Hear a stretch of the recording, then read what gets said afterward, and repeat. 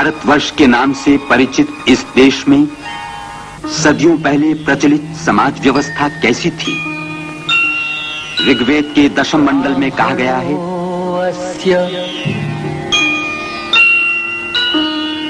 मुखम आसित ब्राह्मण, क्षत्रिय, वैश्य, शूद्र ये मूलतः 4 वर्ण थे। आगे चलकर ये वर्ण जन्म के आधार पर कई जातियों में बंट गए। इस जात पात के भेदभाव की जड़ें गहराई तक पहुंच गईं और उनके कटीले पौधे समाज के शिखर तक फैल गए।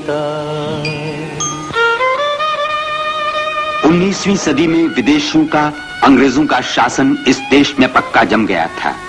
फिर भी इस उपमहाद्वीप में देहातों, नगरों में से दलितों को अछूत बनाकर गांव के बाहर कर दिया गया था।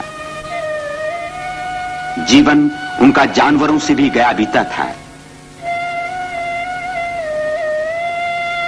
दरिद्रता और अज्ञान की कोई सीमा न रही।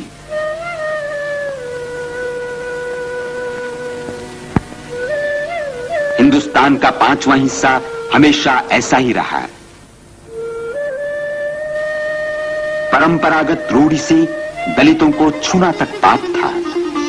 बेचारा दलित वर्ग समझता रहा, यही है हमारा प्रारब्ध, यही रही हमारी कर्मगति।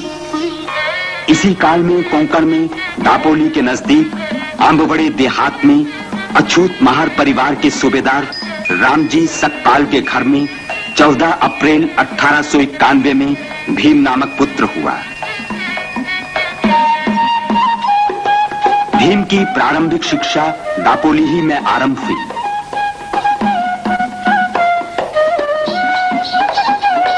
पर इसी बीच रामजी को सातारा में जाकर बसना पड़ा। वहीं के एक अध्यापक ने अपने इस प्यारे शिष्य का उपनाम उनकी जन्मभूमि आंबवड़े से आंबेडकर रखा। इसी उम्र में भीम को एक नई व्यथा का अनुभव हुआ। बड़े बाल कटवाने वो नाई के पास गया। 1903-4 की ये बात है। किसका छोरा है? अछूत महार का? तेरे बाल काटकर मैं अपने उस्तरे को अपवित्र कर लूं? जा जा। क्या मैं अछूत हूं? भैंस के बाल काटते उस्तरा अपवित्र नहीं होता और मुझ जैसे एक आदमी के बाल काटने से होता है? एक दिन स्कूल जाते भीम को कड़ी प्यास लगी। सामने कुआं था।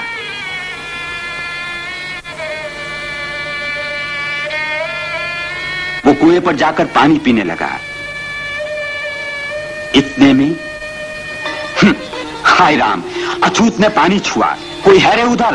पीटो थेड़ को, कचू में निकाल दो इसका।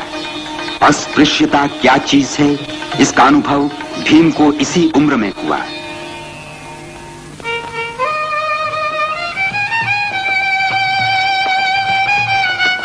आगे चलकर ये परिवार बंबई के परेल विभाग में मिल मजदूरों की बस्ती में दबक चाल में रहने आया। 1907 में वहीं मैट्रिक पास करके भीम कॉलेज में दाखिल हुआ। दलित समाज में ज्ञान दीप प्रज्वलित करने के लिए महात्मा ज्योतिराव फूले जैसे कार्यकर्ता प्रयत्नशील रहे थे। इस ज्योति को बड़ौदा नरेश सयाजीराव गायकवाड़ ने जगाया। उन्हीं की वृत्ति से भीमराव ने 1912 में एल्फिंस्टन कॉलेज से बीए पास किया।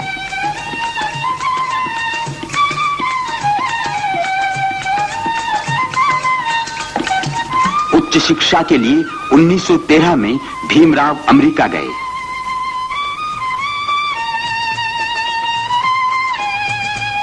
उन्नीस 1915 में उन्होंने कोलंबिया यूनिवर्सिटी से अर्थशास्त्र में एमए की उपाधि प्राप्त की। पहले विश्व युद्ध के समय अंबेडकर जी वापस आए। फिर 1920 में उच्च शिक्षा के लिए लंदन रवाना हुए। उस समय 2 सगे संबंधी उनके साथ थे। ग्रंथ सगे थे, दारिद्र्य संबंधी था। फिर भी वहां पीएचडी, बीएससी, बारेटला ये एक से बढ़कर एक उपाधियां प्राप्त कर 1923 में वे भारत लौट आए।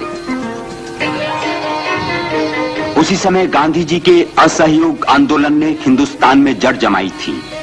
सदियों से सोया हिंदुस्तान नई चेतना से जाग उठा था। ऐसी अवस्था में डॉक्टर आंबेडकर जी ने कोर्ट कचहरी की आमदनी से परिवार को सुखी बनाने की अपेक्षा दलितोद्धार का कार्य अधिक पसंद किया। 1924 में उन्होंने कई कार्यकर्ता तैयार किए। उन्हीं कार्यकर्ताओं की सहायता से बहिष्कृत हितकारिणी सभा की स्थापना की गई। थोड़े ही दिनों में उन्होंने बहिष्कृत भारत नामक पाक्षिक पत्रिका निकाली।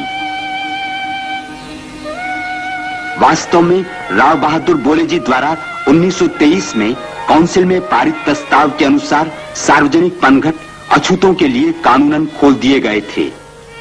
फिर भी वास्तव में स्थिति जैसी की वैसी थी। जानवरों की छुआछूत चलती थी, लेकिन दलित आदमी दूर दूर।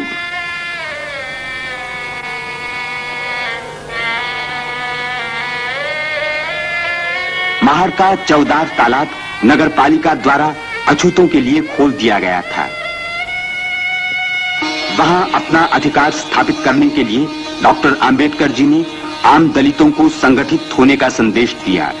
उनकी पुकार पर देहातों में से हजारों अछूतों ने 1927 में चौदार तालाब की ओर मोर्चा निकाला। महाड़ में परिषद हुई। उसमें डॉक्टर आंबेडकर जी ने दलित वर्ग से कहा, स्वाभिमानी बनो, साफ सुथरे रहो, भीख मांगना छोड़ दो, अपने बच्चों को पढ़ाओ। उसी परिषद में पुरानी समाज व्यवस्था के प्रति कड़ा विरोध प्रकट करने के लिए उन्होंने मनुस्मृति जलाई और उनके विरुद्ध चारों ओर से टीका टिप्पणी का तूफान खड़ा हो गया।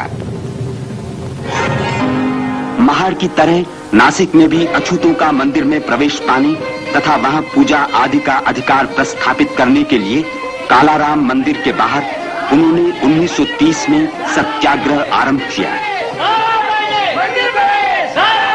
पुलिस का कड़ा शासन होने पर भी सत्याग्रह नहीं रुका।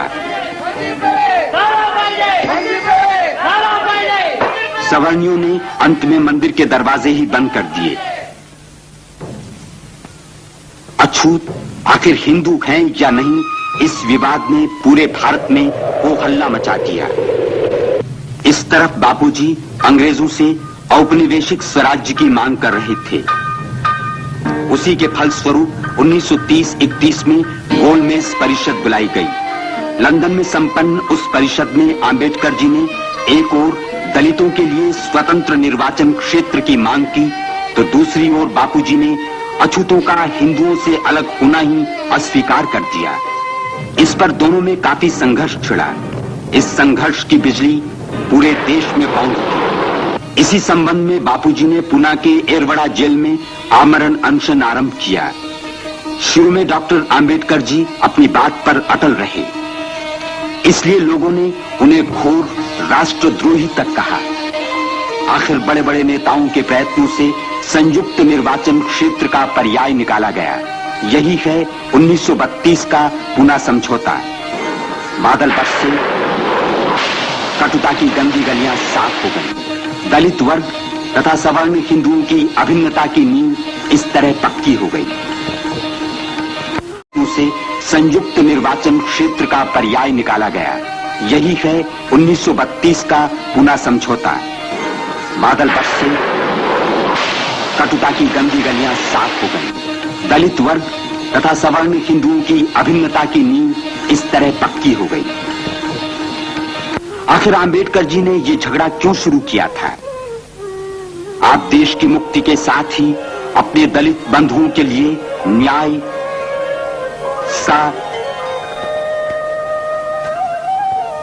स्वयं निर्णय तथा बंधुत्व चाहते थे। न्याय, समता तथा स्वातंत्र्य लड़कर मिल सकता था, मगर बंधुत्व वैसे नहीं मिलता। इसीलिए आपने 1935 में येवले में धर्मांतर की घोषणा की।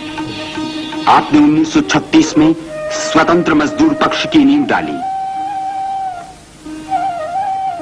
आगे 1937 में आप विधि महामंडल के प्राध्यापक और बाद में प्राचार्य भी रहे। 1939 में दूसरा विश्व युद्ध छिड़ा। डॉक्टर आंबेडकर जी ने उस समय दलितों की महार पलटन खड़ी की। दरमियान क्रिप्स योजना में उन्होंने दलितों के पक्ष का जोरदार समर्थन किया। 1942 में ब्रिटिशों के शासनकाल में आप श्रम मंत्री चुने गए। अब वे दलितों के बाबा साहब बने। जब तक हर अछूत का हाथ, अंतःकरण तथा उसकी बुद्धि नए तेज से उभर नहीं उठती, तब तक उनका उद्धार संभव नहीं, यह आंबेडकर जी भली भांति जानते थे। सरकारी नौकरी में उन्होंने दलितों के लिए कुछ जगह तो सुरक्षित करवा ही दी, साथ ही मिलों में काम करने वाले स्थायी मजदूरों को सवेतन छुट्टियां भी प्राप्त करा दी। कोंकण की खेती की समस्या, महारवतन, बेगारी आदि समस्याओं पर भी आपने ध्यान दिया।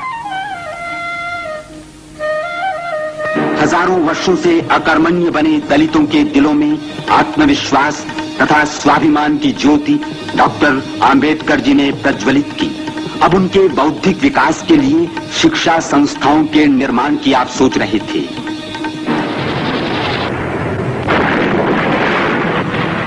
इतने में 1945 में युद्ध समाप्त हुआ। 1947 में भारत स्वतंत्र हुआ। डॉक्टर आंबेडकर स्वतंत्र भारत के पहले विधि मंत्री नियुक्त हुए। राष्ट्र ध्वज समिति के आप सदस्य थे और इसी समिति के कारण सम्राट अशोक का रथ चक्र तिरंगे ध्वज के बीचों बीच आ गया। संविधान निर्माण समिति के आप ही सूत्रधार थे। इसी समिति ने संविधान में न्याय, स्वातंत्र्य, समता तथा बंधुत्व भावना की आरंभ में ही उद्घोषणा की। संविधान की धारा 17 के अनुसार अस्पृश्यता सदा के लिए दफना दी गई। एक नया युग आरंभ हुआ। शूद्राति शूद्रों के समान ही भारतीय नारी को भी अधिकारपूर्ण जीवन प्राप्त हो जाए, इसलिए उन्होंने विचार विमर्श के उपरांत हिंदू कोड बिल तैयार किया। उसके पक्ष में जनमत जागृत करने की भी उन्होंने कोशिश की। 1951 में उन्होंने उसे लोकसभा में प्रस्तुत किया, लेकिन वहां उसमें से कुछ धाराओं के संबंध में मतभेद के कारण उन्होंने मंत्री पद का त्याग किया। इस तरह लगातार 27 वर्षों तक यह युग पुरुष अपने दलित वर्ग के उद्धार के लिए लड़ता रहा। उसने पत्र पत्रिकाएं निकाली, संगठन किया, सभाओं परिषदों को गुंजा दिया, समता सैनिक दल की स्थापना की, प्रहार किए और झेले भी।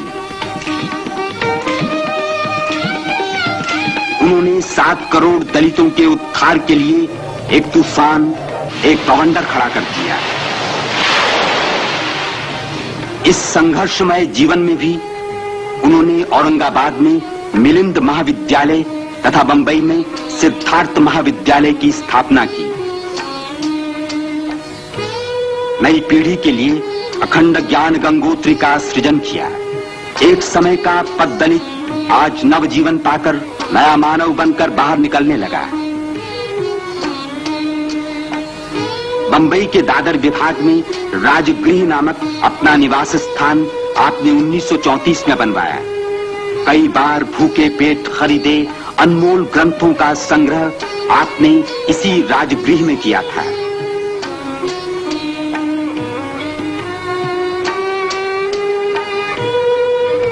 जीवन के तूफानों में भी आपने समय निकालकर अर्थशास्त्र, विधि, धर्म, इतिहास आदि विषयों पर अनेक मौलिक ग्रंथ लिखे। 1952 में इस प्रकांड पंडित को विश्वमान्य कोलंबिया यूनिवर्सिटी ने डॉक्टर ऑफ लॉज की उपाधि दी। जीवन की संध्या आई। अब एक ही कामना थी, परम तत्व में विलीन होने की। 1956 के अक्टूबर महीने में भारत के इस सपूत ने बौद्ध धर्म स्वीकार किया। नेपाल के काठमांडू में हुई अंतर्राष्ट्रीय बौद्ध परिषद में भी आप उपस्थित रहे।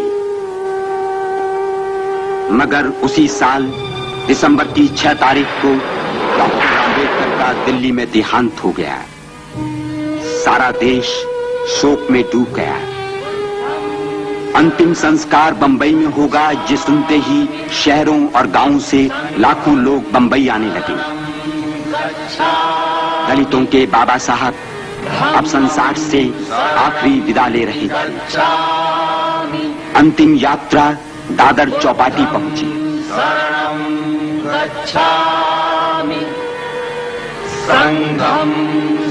उन्हें शाही सलामी दी गई। चंदन की चिता में उस महामानव का शरीर लपटों में विलीन हो गया। वे चले गए,